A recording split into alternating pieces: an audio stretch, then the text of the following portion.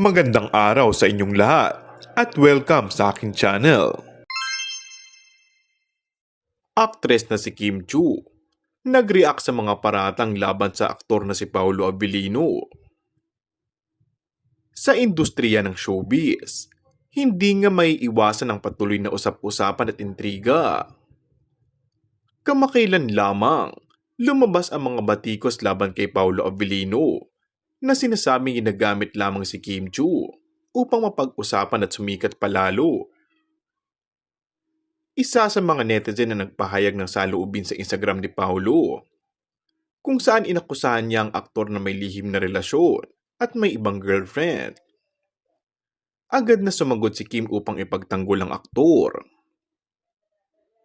Ayon kay Kim, walang anumang katotohanan sa mga aligasyon laban kay Paolo.